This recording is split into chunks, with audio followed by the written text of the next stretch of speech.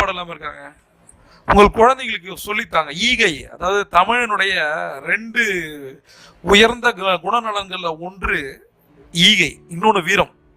அது 2மே காணா போயிடுச்சுன்ற நம்ம மீட்டெடுப்போங்கிற நான் ஈகையை வளர்ப்போம்.